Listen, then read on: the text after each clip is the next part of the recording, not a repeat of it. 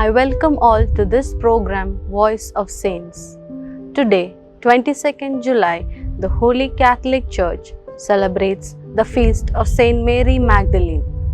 Mary Magdalene, sometimes called Mary of Magdala, or simply the Magdalene of Madeleine. She was a woman who, according to the 4 canonical Gospels, traveled with Jesus as one of his followers and was a witness to his crucifixion and its aftermath.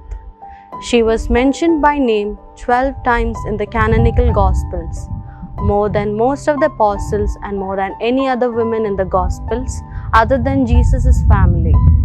Mary's epithet, Magdalene, may mean that she came from the town of Magdala, a fishing town on the western shore of the Sea of Galilee in Roman Judea.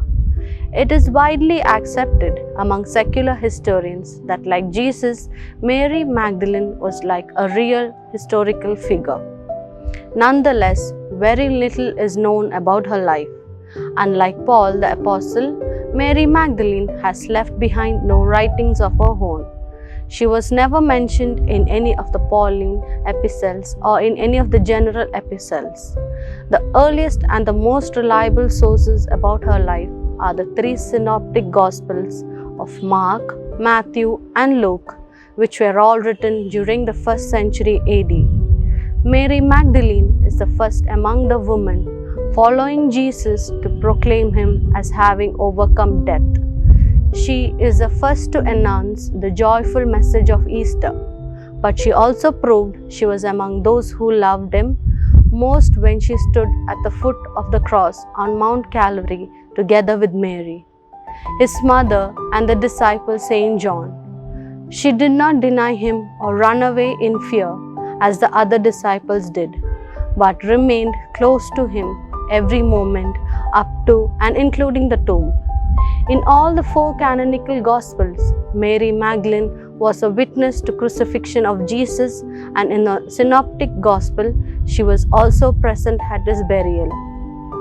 All the 4 Gospels identified her either alone or as a member of a large group of women, which include Jesus' mother, as the first to witness the empty tomb and the first to witness Jesus' resurrection. The portrayal of Mary Magdalene as a prostitute began after a series of Easter sermons delivered in 591, when Pope Gregory conflated Mary Magdalene with Mary of Bethany and the unnamed sinful woman who anointed Jesus' feet.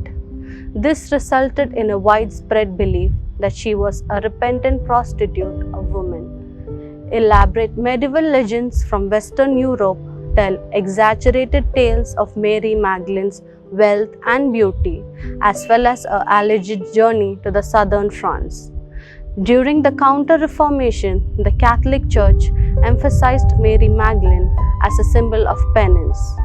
In 1969, the identification of Mary Magdalene with Mary of Bethany and the sinful women was removed from the general Roman calendar by Pope Paul VI. But the view of her as a former prostitute has persisted in popular culture. Mary Magdalene is considered to be a saint by the Catholic, Eastern Orthodox, Anglican, and Lutheran churches. In 2016, Pope Francis raised the level of liturgical memory on July 22nd for memorial to feast and for her to be referred as the Apostle of the Apostles. Pope Francis elevated the memory of Mary Magdalene to the status of festivity on July 22, 2016, in order to stress the importance of this faithful disciple of Christ. Reflection. Saint Mary Magdalene assists all who seek your intercession to be humble followers of Christ, doing from the margins what is necessary to carry forward the ministry of Christ's Church, quietly accomplishing God's will without recognition except for its eternal reward. Saint Teresa of Avila gives us a simple prayer to be remembered to the continuous presence of Christ in our lives. We but only have to look for Him. Let nothing disturb you, let nothing frighten you. All things are passing away. God never changes. Patient obtains all things. Whoever has God lacks nothing. God alone suffices. On behalf of Saints Fans Association, I wish you all a happy feast day. Amen.